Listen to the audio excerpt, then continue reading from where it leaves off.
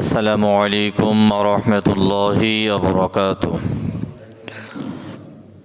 আলহামদুলিল্লাহি নাহমাদুহু ওয়া নুসাল্লি আলা রাসূলিহিল কারীম। আম্মা বা'দু ফাকাদ ক্বালা আল্লাহু তাআলা ফি كلامه المجيد وفرقانه الحميد. أعوذ بالله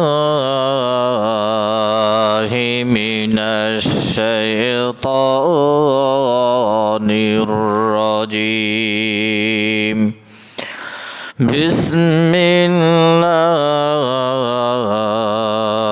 الرحمن الرحيم.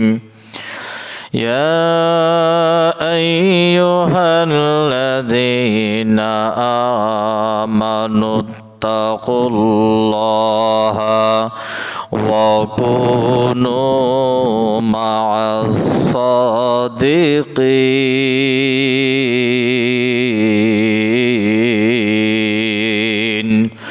وقال رسول الله صلى الله عليه وسلم: السخي حبيب الله، السخي حبيب الله لو كان فاسقا، أو كما قال عليه الصلاة والسلام. وقال تعالى في شان حبيبه مخبرا وآمرا: আজ থেকে বহু বছর আগে এই দুনিয়ার বুকে আল্লাহর নাম ছিল না কোথাও কোনো মানুষের মুখে। মন্দিরে শুধু বাজিত ঘণ্টা, ছিল না আযান ধ্বনি।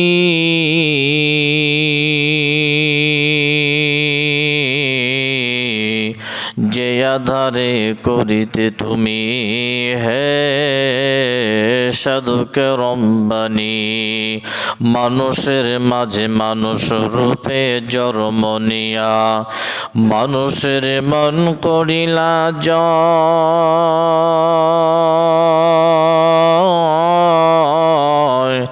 ভালোবাসা দিয়া, কোরআন দিয়া, হাদিস দিয়া, অন্তর দিয়া, মন্ত্র দিয়া নয়। বড় বৃক্ষে কে দিল ভাই নরম নরম তুলা,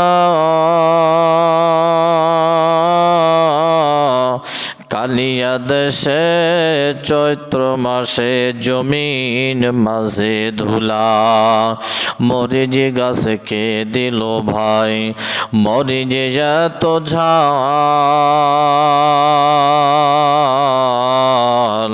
কালিয়া দেশে ভাদ্র মাসে গাছে পাকে তাল। সকলে কালিমা পড়েন লা ইলাহা ইল্লাল্লাহ, লা ইলাহা ইল্লাল্লাহ, লা ইলাহা লা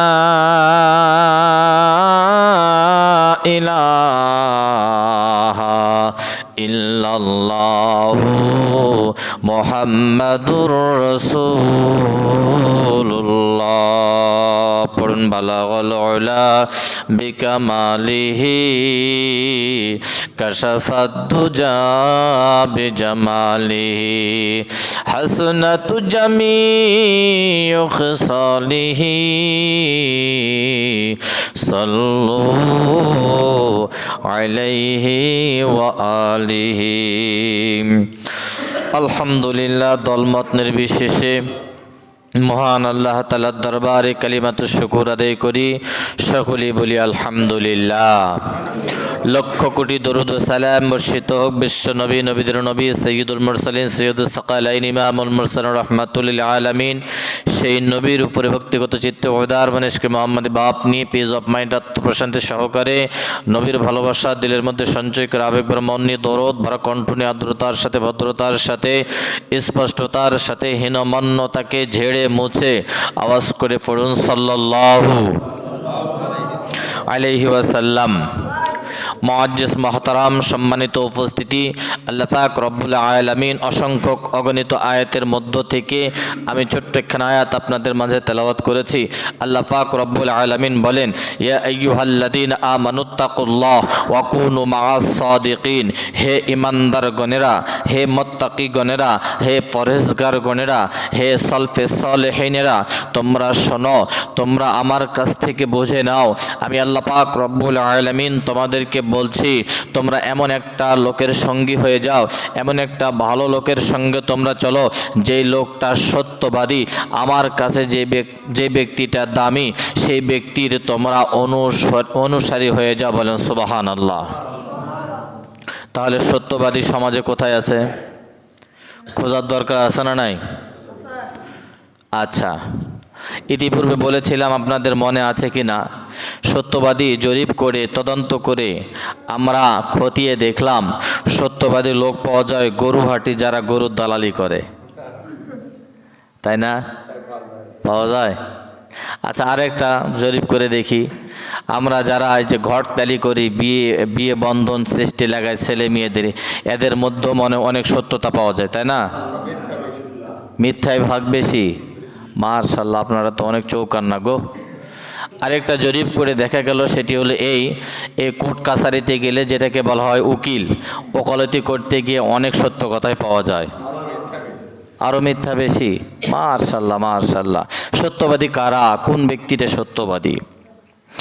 আল্লাহ পাক রব্বুল আলামিন বলেন, আমার ভাইরা, আমার বন্ধুগণেরা, সত্যবাদী আমি কোন জায়গায় খুঁজব? ভাই গো, আল্লাহ পাক রব্বুল আলামিন তিনি যুগে যুগে বহুত সত্যবাদী লোক পাঠিয়েছিলেন। আল্লাহ পাক রব্বুল আলামিন সৃষ্টিকুলের মধ্য থেকে একটা মাখলুক, যে মাখলুকের নাম আমার আল্লাহ তাআলা, যিনি আমাদের মাঝে পরিচিত করায় দিয়েছিলেন, আমাদের মাঝে যিনি স্বীকৃতি দান করেছিলেন, সে হলো আবুল হাসান খরকারি রহমাতুল্লাহি আলাইহি। বলেন সুবহানাল্লাহ।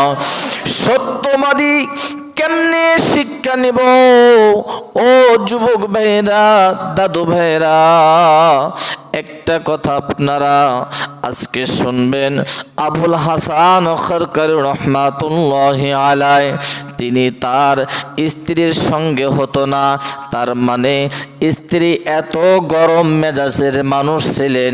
আমার ভাইয়েরা, সমাজের মধ্যে এমন কিছু সমাজের মধ্যে স্ত্রী পাওয়া যায় স্বামীর সঙ্গে খারাপ আচরণ করে, এমন আল্লাহওয়ালা স্ত্রী আছে না নাই? স্বামীর সঙ্গে ভালো আচরণ করে না, স্বামীর নাম ধরে ডাকে, এই তুই করে ডাকে, আছে না? এরা তো আল্লাহওয়ালা, তাই না? হ্যাঁ, আমার বন্ধুগণ, আবুল হাসান খরকারি রহমাতুল্লাহি আলাইহি